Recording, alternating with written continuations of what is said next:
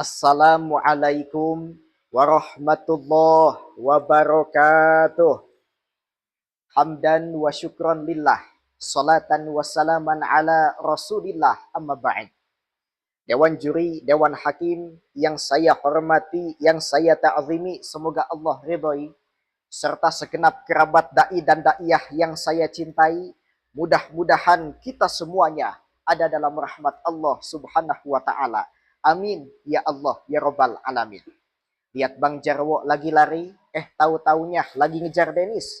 Perkenalkan saya Amri, cowok hitam manis dari Tatar Galuh Ciamis.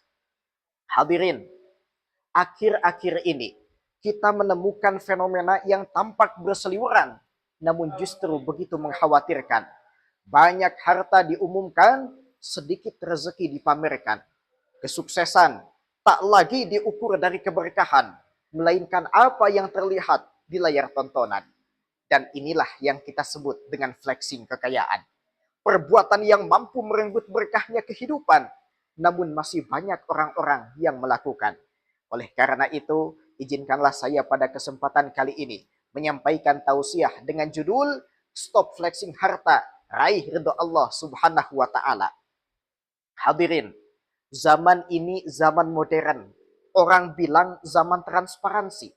Saking transparannya, kita sampai sulit untuk membedakan mana dunia maya dan mana dunia nyata.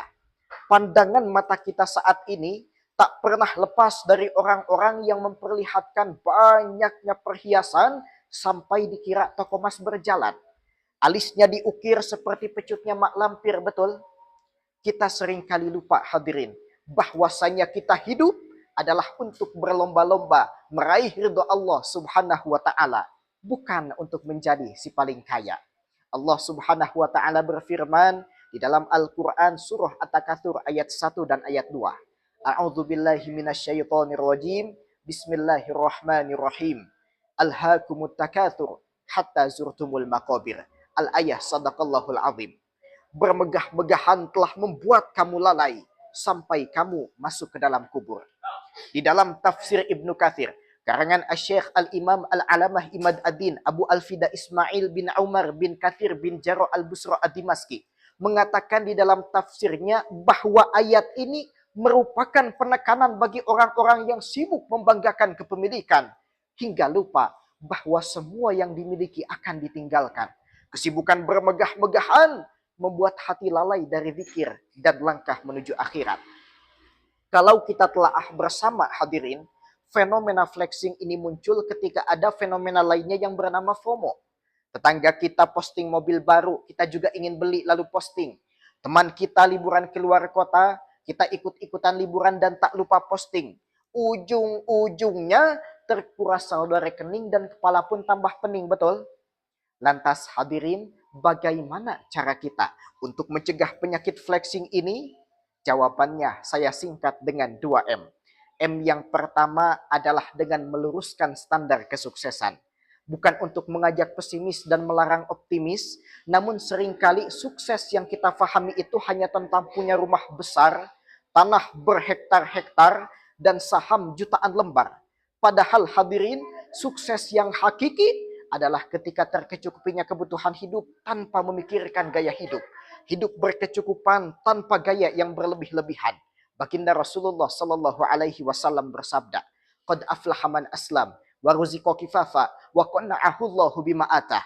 Sungguh beruntung orang yang masuk Islam, diberikan rezeki secukupnya, dan Allah anugerahkan kepadanya sifat qanaah terhadap apa yang diberikan kepadanya. Kalau standar sukses kita sesuai anjuran, kita tak akan mudah membandingkan dan kita tak akan mudah memamerkan. M yang kedua adalah dengan memperluas rasa syukur. Kegiatan flexing bukanlah tanda banyaknya harta, namun tanda kurangnya rasa syukur kita kepada Allah Subhanahu wa Ta'ala. Biasanya ketika melihat rezeki dan takdir orang lain, melihat orang kaya hati tersiksa, melihat orang bahagia hati terluka, bahkan ketika melihat orang yang sukses, hidupnya malah tambah stres. Na'udzubillahi min dzalik. Padahal Sayyidina Ali bin Abi Thalib karamallahu wajhah, beliau telah memberikan peringatan kepada kita melalui makalah indahnya. Asyadul qulub hati yang terbelenggu. Al-qalbul hakud adalah hati yang dipenuhi iri dan dengki. Maka hadirin, dengan memperluas rasa syukur, hidup akan terasa makmur, jauh dari rasa kufur. Selain itu, dengan bersyukur, hidup akan terasa lebih indah, nyaman beribadah, jauh dari rasa gelisah. Meskipun sering ada kata lelah, tak apa hadirin.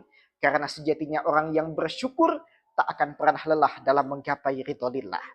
Hadirin rahimakumullah, dari awal sampai akhir kiranya dapat kita tarik kesimpulannya bahwa flexing bukanlah tentang banyak sedikitnya harta, namun tentang kemana arah hati kita.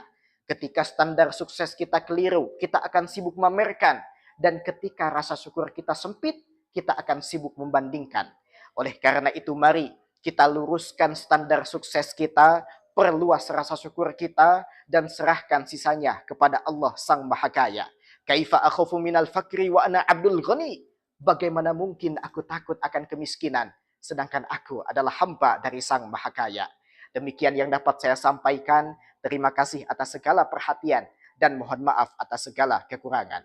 Wallahul muwafiq ila aqwamit thoriq. Wassalamualaikum warahmatullahi wabarakatuh.